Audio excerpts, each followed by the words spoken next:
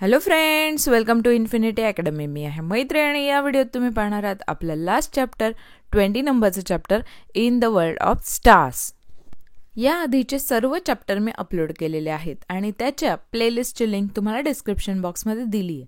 तसंच तुमच्या स्टँडर्डच्या मॅथचे each and every practice set solve केलेले आहेत, त्याचीही लिंक तुम्हाला दिली आहे. तरी तुम्हाला कुठल्या व्हिडिओची रिक्वायरमेंट असेल तर मला कमेंट करून नक्की सांगा. व्हिडिओ सुरू करण्या अगोदर तुम्ही मला कमेंट करून नक्की सांगा की तुम्ही कुठल्या गावाहून किंवा शहराहून हा व्हिडिओ बघत आहात. चला तर मग सुरुवात करूया. फर्स्ट क्वेश्चन आपल्याला विचारलाय, write the proper words in the blanks. आपल्याला ऑप्शन दिलेले आहेत आणि त्यापैकी राईट वर्ड आपल्याला ब्लँक्समध्ये फिल करायचं आहे. When seen from a great distance the sky seems to be touch the ground along a circle. This circle is called dash. याचा answer आहे होरायझन. बघा, ज्या वेळेला तुम्ही असं दूरवरून जर बघितलं तर आकाश आपल्याला जमिनीला टेकल्यासारखं दिसतं. मग त्या सर्क्युलर त्या रेषेला आपण काय म्हणतो हे आपल्याला विचारलंय, म्हणून त्याचा आन्सर आहे होरायझन, ज्याला आपण क्षितिज असं मराठीत म्हणतो. नेक्स्ट बी स्टेटमेंट बघा. The dash is used while defining the zodiac sign. याचा आन्सर आहे मेरिडियन. बघा, तुम्ही कधी ऐकलं असेल की ही रास आहे, तुझी ती रास आहे. मग ही राशींची जी संकल्पना आहे ते मांडताना कुठलं वृत्त वापरलं जातं हे आपल्याला विचारलेलं आहे. नेक्स्ट स्टेटमेंट बघा. Classified according to seasons, one seasons will have dash नक्षत्रास. याचा आन्सर आहे 9. आपण अकॉर्डिंग टू सीझन जर डिवाइड केलं तर एका सीझनमध्ये किती नक्षत्र येतात हे आपल्याला विचारलंय, तर त्याचा आन्सर 9. 9 नक्षत्र येत असतात. नेक्स्ट स्टेटमेंट बघा. The rising of the sun in the east and its settling in the west is the dash motion of the sun. त्याचा आन्सर आहे ॲपरंट. बघा, सूर्य पूर्वेला उगवतो आणि पश्चिमेला मावळतो. आपण बघा, तुम्ही जेव्हा लहान असाल तेव्हा तुम्हाला असं वाटत असेल की सूर्य येतोय आणि मग जातोय. मग सूर्य खरंच फिरत असतो का? नाही. खरं तर पृथ्वी सूर्याभोवती फिरत असते आणि पृथ्वी स्वतःभोवती सुद्धा फिरते. त्यामुळे आपल्याला तसा भास होतो की सूर्य उगवतोय आणि मावळतोय, म्हणून याला काय म्हटलं जातं? ॲपरंट, म्हणजे भासमान म्हटलं जातं. आता नेक्स्ट क्वेश्चन बघा. Second question. A star rise at 8 PM tonight. At what time will it rise after a month and why? बघा, जर आज 8 वाजता तारा सूर्य, आपल्याला माहिती आहे तारा म्हणजे आपला सूर्य, तर तो आज जर 8 वाजता उगवत असेल तर एका महिन्यानंतर किती वाजता उगवेल आणि का, हेही आपल्याला सांगायचंय. आन्सरचा फर्स्ट पॉईंट लिहा. A star after a month of 30 days will rise 2 hours earlier, that is at 6 PM.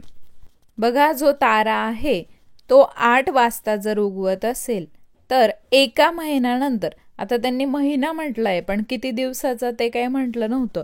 मग आपण जर समजा 30 दिवसाचा महिना कन्सिडर केला तर तो 30 दिवसांनी 2 तास अगोदर म्हणजे 6 वाजता उगवेल.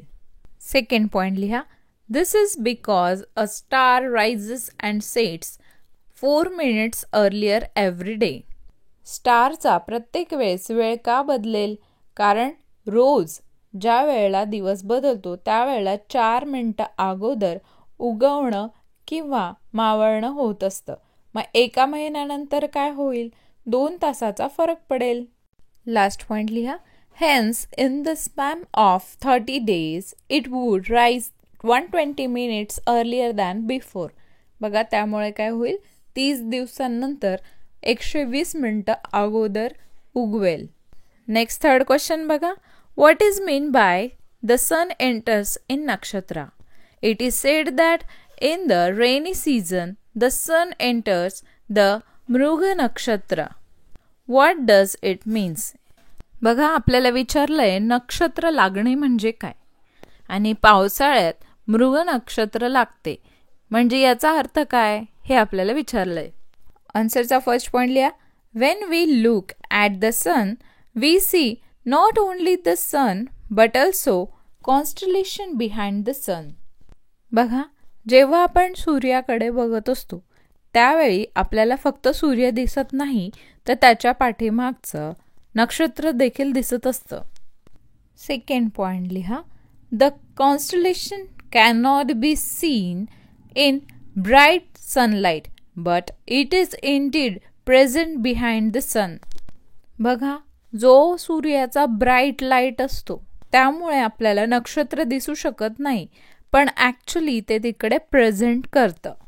थर्ड पॉइंट लिहा.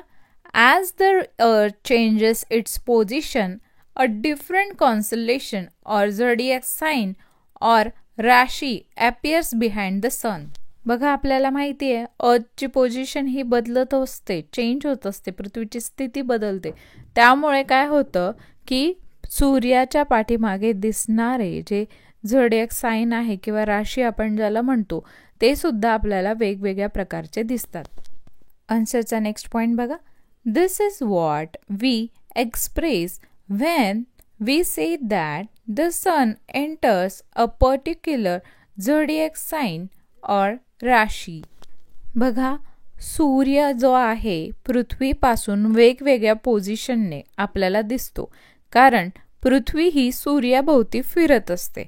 आणि अशा वेळेला जेव्हा आपल्याला नक्षत्र हे वेगवेगळ्या प्रकारचे दिसतात मग त्यावेळेला आपण असं म्हणतो की सूर्य हा वेगळ्या नक्षत्रात एंटर झालेला आहे. लास्ट पॉइंट बघा. In rainy season due to the perceived motion of the sun it enters the Mriga नक्षत्र.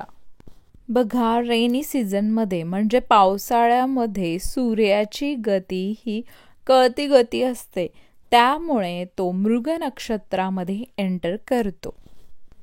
तर हा होता आपला क्वेश्चन नंबर 3. क्वेश्चन नंबर 1, 2, 3 आपण या व्हिडिओमध्ये घेतलेला आहे.